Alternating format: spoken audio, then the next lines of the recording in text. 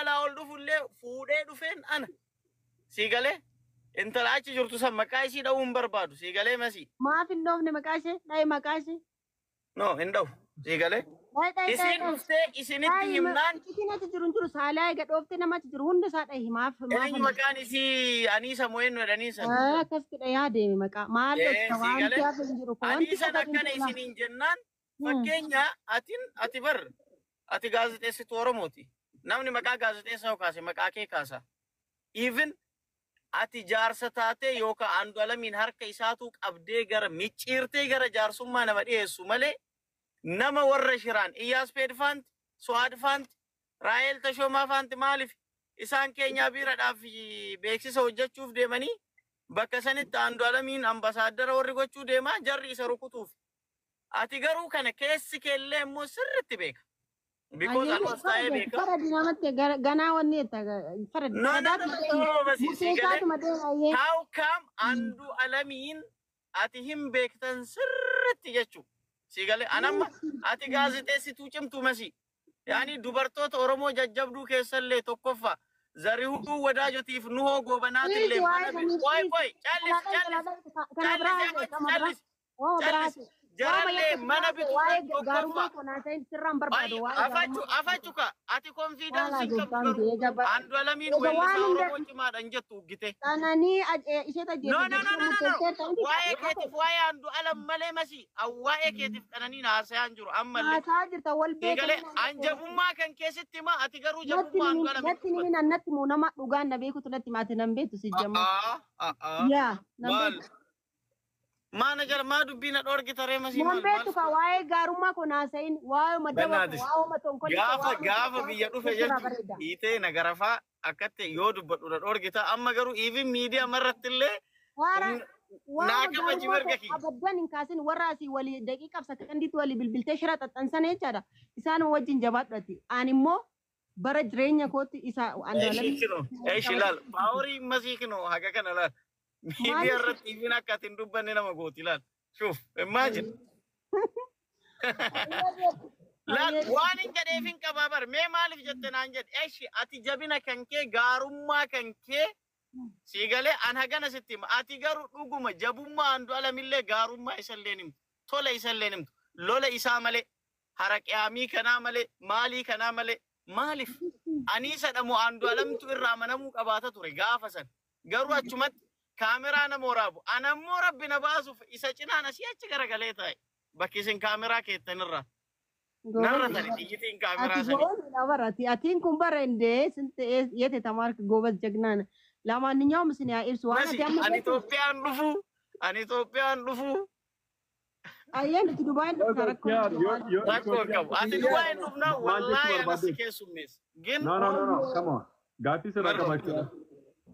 Yoo Itoophiyaa hin dhufu jettu maal jechuu barbaadde jechuun naan gala. Maali masi maa sodaatte masi? Maaliif sodaatte? Harki masi teera brother. Masi mangistiira naan akkatti gurrataa qabee waan amma jedhe kana gaafadha waan ta'eef akkatti waan beekuuf. Ondaafu Anaan sodaachisaa jirta barkiyyaa jecha kun anamma akka barbaade dubbadha. Anaan sodaachisaa isa booda tanattani amma xiqqoo haasofne halkanillee waan deemee jiru. Ina haasofna Messi. Wantoota jedhame kana haasofne xiqqoo. Laal amma laal dubbii baxaabbattanii amma dubbii akka ijoollee gootan Sigale tokko sani. Kalammaffaa Aniisan akkas jettee jireenyan bilbilee na gaafatee kakatanii jarri lamaanuu akka inni akkas hin jedhin itti hime waan baay'ee Sigale. Aniisin hundaa wal wajji nyaanne wal wajji dhuyne Sigale. Garuu immoo abbaa dhugaa qabu san dhugaa isaa ima himaan. Ammaaliif akka kananii gaafattanii miti. Garuu warra Andu'aalam irratti du'a murteessuu deemu faana maaliif harka rukuttaniidha wannan jechaa jiru. Parade. Isa beeku waa'ee warra sanaa isaanuma gaafadhu ani kaniin gaafadhe waa'ee ana ilaallatu na gaafatta ani immoo waan haasa'ee irraa haasa'achuu barbaada malee waan walii galaa warra naamna itti walitti nan qabe warra san keessas hin jiru waan ta'eef jechaadha. An addatti hin gaafachaa jira akka gareettis wanti gurmaa'ee deemee hin jiru garuu amma kaniin adda baasuu barbaadu tokkoffaa ani qananii wajjin wal beekuu keenya walii bilbiluu keenya akkamitti beekte eessaa argatte kan jedhu sanan akka naa himtuun barbaada. Lammata immoo waggaa 3 dura waggaa 4 dura waaniin ani nama biraa wajjin sanas immoo bareechitee beektaa waan keessa dabarse bareechitee beektaa warri na arrabsaa jirtan jechaadha. Umrii kiyya sin argatina halkan kunis isinitti adu kanaa.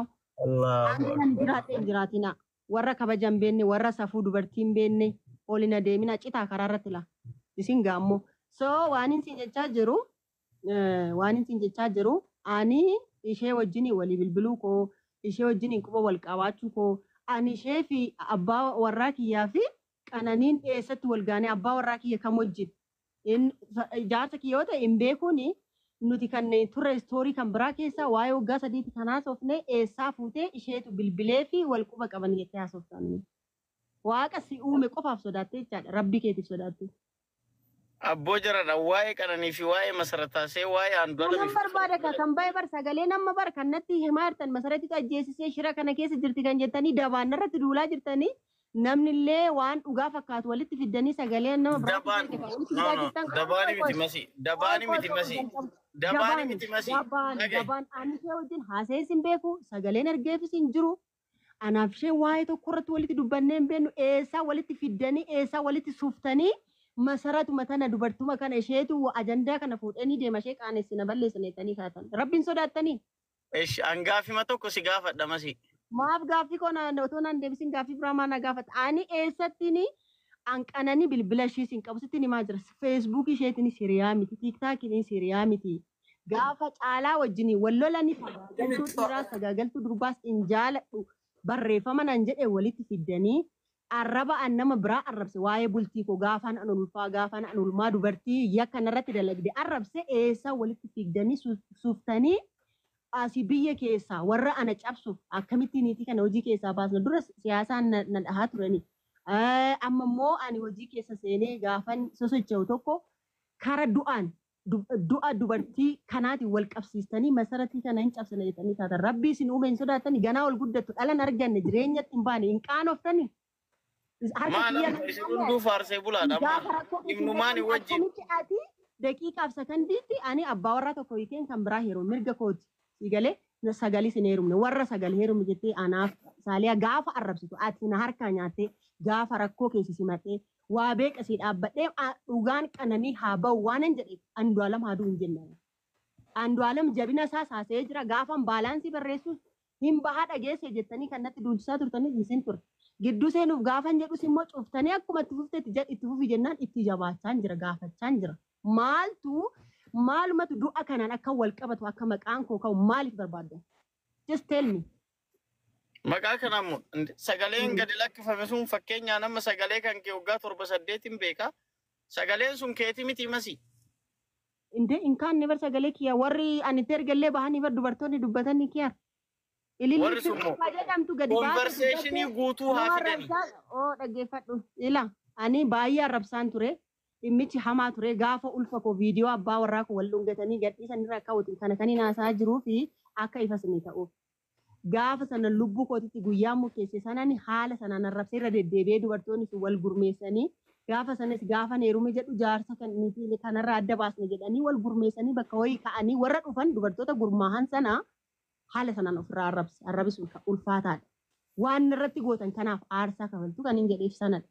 Isin isa barbaadanii dubartiin sun barbaadamtee naqqamte irraa barbaadamtee sagaleen an ergeef walitti qabamee walitti suufamee idiit gootanii baasuun keessan waagaa waaqarrattis lafarrattis hin kafalchiisa. Ani hooma tokkoon ta'u laa.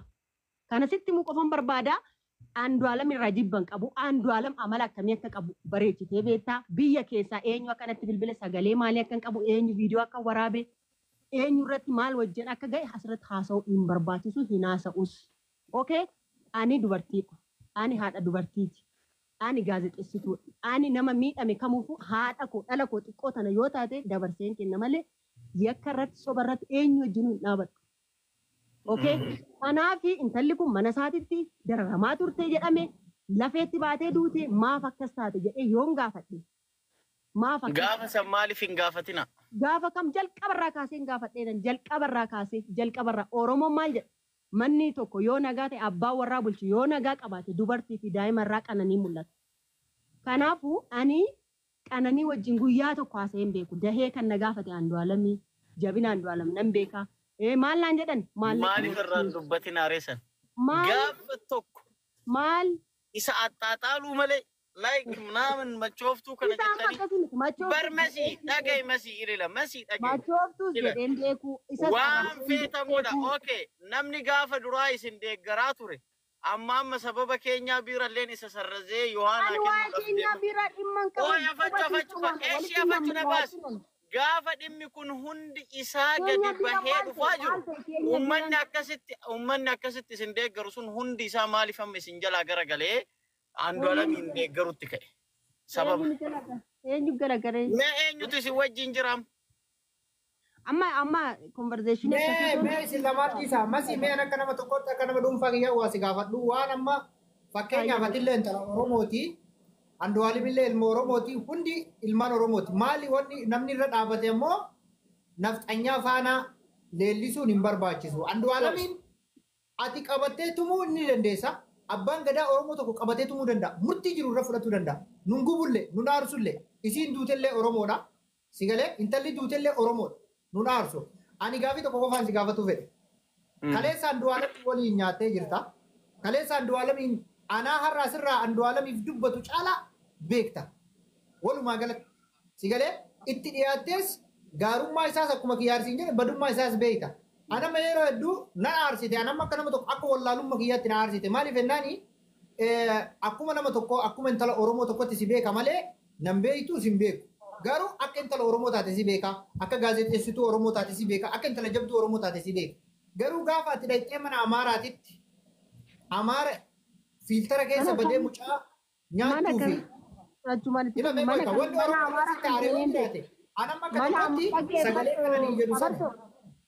mana Amaara kamiin seenee beekan bara jire eega ani Facebook irratti mana Amaara seenee dhimma kanaaf miti dhimma biraas seene tokko waam afarso takka bicha anam manatti bilbilamaa jira gaafa Andu'aalammanidhaa jirullee qaalaati tokko walitti darbataa turre masiifaana mark my word yoo inni baynaan jette mark my word yoo inni hafensiin jedhe atillee screenshot naa goote anillee sii godhee jira Andu'aalamis bahee jira borullee hin araaramanii even sagalee anaafati wal arrabsunan ergeen beeku screenshot hin goone garuu anaafati waan baay'ee dubbanneerra anyway ani karabbina argu ani yoo dhugaa Andu'aalamiif qananillee waanan beeku sii galaa miti an fakkeenya Andu'aalam waan tokko bitee deema gizee asii deemu isiidhaaf sii galee sansan osoo arguu callisuu hin danda'u ammas yoo ta'e yoo Andu'aalam balleessee ragaan seeranis jaarsanis ka itti murame Andu'aalam haa adabamu wajjin nyaadhee dhugee jira sii galee ati immoo masi nama baay'eetu silaalee dharaan shiraan gurbaa irratti duulaa jira atillee dhaabadhu okay dhaabachuu amma maasxanqaqee anatti kennu fotoon taane kan haasaa jirru dhugaa not maasxanqaqee amasi it is not maasxanqaqee kanatti kennituuf miti akka haasoftuun barbaada dhugaa kana hin beekti akka bakka anaafati bar mark mayor wal beekan amma dhiisi waa'ee isa mark mayor dhiyoo inni waliin jennee jirraa kinoo bahe hin baa'u sin hin jenne waan jedhameen sin jechaa ture ilaali barreeffamni hin jira waan jedhameen atti himtee maarree waan jedhameen barreeffama yaallaan sin jedhe akkanumaan hin odeessin bahe kinoo bahee jira anumti dhaggeeffadhu amma kanan sin jechaa jiru dhiisi waa'ee sagalee ergamu anaafi qananii wal beeku keenya dhaggeeffadha anamma isin lamaanuu isin shakkee jira kiyyaa fi masillee qananiin akka wal beektan wajjee Oromoon akka jirtee isin taasisa Hasan beeka anaaf isheen wal beekna wajji ramaadaa turre wal argita bolle isin lamaanuu isin shakkeera akka kiyyatti afarsoo takkatti carraa dhimma hawaasaa dhiiftanii dhimma dhuunfaa haasawaa hartanii yoo gaafii gaafattanii akkasitti akkasi adeeminu gaafii gaafachuu barbaaddan gaafan nama gaafii yoo ka deebisuu dandeette ani kana qofa naa deebisaniin barbaada laa yoo isin bakka isin jirtan hundatti kaniin barbaadu ani qananiitiin bilbila bilbilee fi beekaa wal beeknaa wal arginee beenna mana aadamitti wal arguutiin alatti wal arginee beennaa naaf sheenii wali bilbilee beennaa wali barreessinee beennaa tiktaak irratti haa ta'u feesbuuk irratti eessaniin argaaf sagalee kana. namatu natti bilbilaa jira gaayis bannaa taachu. Afarsoo. Yoo heeyyamamaa taate mee obboleettii keenya meesii waa gaafachuu barbaada. Gaaffii nan gaafatin otoo kana nan deebisin an bilbila ishee qabaachuu koo wal beekuu walii bilbiluu jedhee jira kana adda baasta malee maal na gaafatu ture tokkoffaa sagalee sana qindeessanii yakka ajjechaatiin keessaa qabdi jettanii kana gaafataa Isa sana adda duubaa anillee irra caalaa wanni si fedheef Afarso masiin ganama sagaleen suni kiyyuma. maal taatan maa mana girri goota warri Ila boleetaa ka waan dhageenyaa dubbannu waan afaan masii keessaa dhageenne dubbadhaan. Ganama masiin sagaleen suni kiyyuma. Garuu ka qananii jedhamu san itti dabalanii jette mana daalachaa keessatti iluunis achi ture. Michaan ammoo Animmoo sagalee si kan amma dura sooshaal miidiyaa irratti hin bayiniin qaba.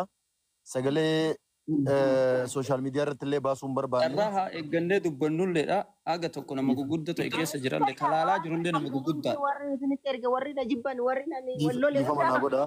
qabdan baafadhaa Dhiifama naa godhaa. Waan hin bahuuf beekuma takka dubbadhee ba'a. Eegaan isii wajji wal kennin dubbadda jeetuma malee waan san sooshaal lakkisi miidiyaa irra carraan kenniniif ani immoo otoo sararaan hin kenniniif si wajjin haasa'uu Okay, danda'u dhiifama, waan dhiifama. gaafate naa deebi'u dura. Carraa eeggadhaatiin naa dubbannu carraadhaan wal eeggataa dubbannu. Masiinis yoo dhugaan bahee yoo wanni isiin sagaleen kun ta'e isiin ta'in akkuma amma jedhamu yoo taqana baabbaree haqa isiittu bahaa yookiin ammoo maqatu sii bada. Osoo seerattuu dhiyaattee osoo waayyuu godhamuu baattee maqaan isii bada. Namni qubatti qabu jira. Maqaan sobaan nama badu hin jiru maqaan otoo badee dur na Hin jira hin bada. bada. Hin bada. Laal amma mootummaan ilaa amma kara takkatti. Masii wayita namni dubbatullee kee miira keessan seenin nama guddaa dhalleedha. Nama ammoo miidiyaa tokkollee hogganu waan taateef nu warra isirra yaa warra xixiqqoodha. Namni